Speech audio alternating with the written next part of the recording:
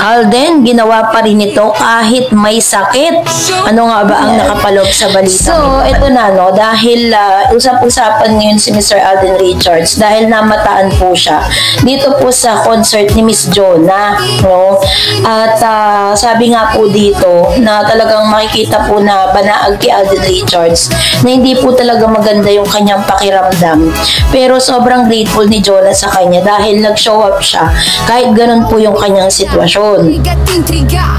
So, ito na. Sabi po niya dyan, sabi po ng isang online news, masasabing okay naman ang 20th anniversary concert ni Jonah noong Sabado sa SM MOA Arena kahit hindi ito ganun kapuno.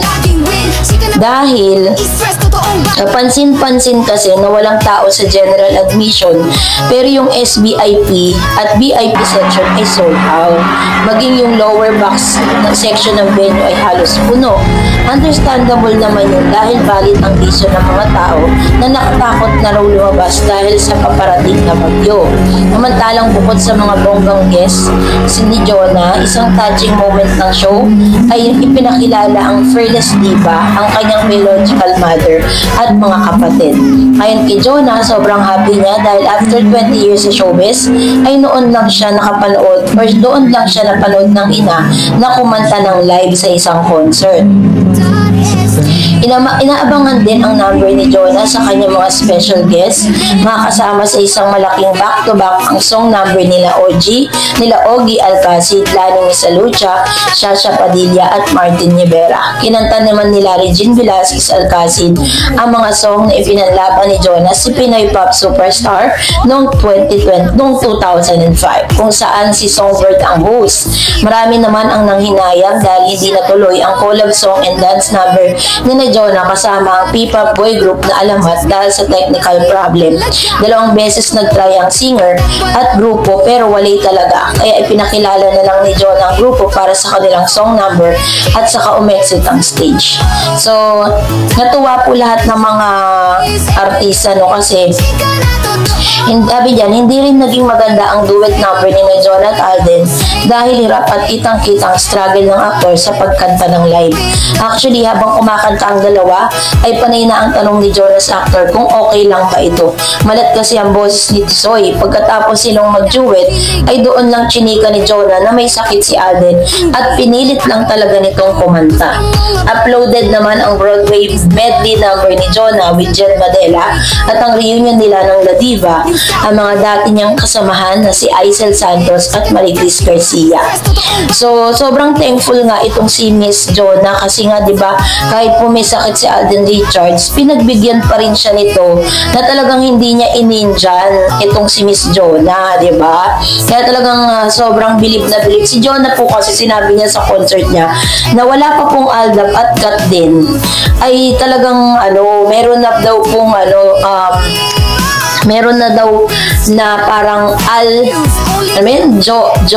Joden na daw, sabi niya, na talaga nagtawa na ng lahat, So anyways, matapos nga nito ay nakarecover na rin si Alden Richards sa kanyang pagkakasakit, kaya naman sinabi nito na buong araw nga maglilibot si Alden para sa kanyang care aban.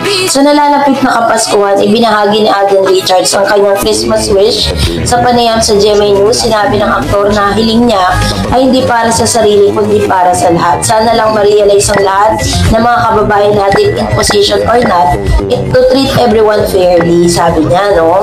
This is the wrapping area. So sabi niya, magbibigay daw po siya ng tulong, no, sa lahat po ng mga kababayan natin na talaga namang grabe po yung kanilang sinasabit na hirap. Talagang si Alden po, very vocal po siya sa pagsasalita patungkol sa mga isyong ganito. At yung nakikita po ninyo dito po sa ating screen ay ito po isang ebidensya na si Alden Richards mahilig po talaga siya sa mga sports car.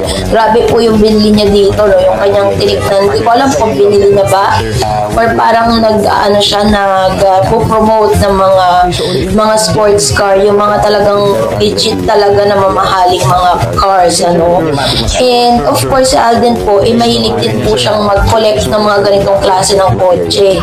Kaya pinapatunayan lang nito na kahit punubaan siya at talagang naloko siya ng almost 100 millions ng mga taong pinagkakatiwalaan niya, but still ay hindi pa rin naman dumating po siya sa punto ng kanyang buhay na nasa posisyon siya na nasa rock bottom siya, pero nakabangon siyang muli kasi di ba sabi nga ng kasabihan, nobody can put a good man down. Kahit ano pong pilit na ibagsak siya ng mga tao na talagang niloloko siya, but still makakabangon at makakabangon yan kasi mabuting tao si Alden.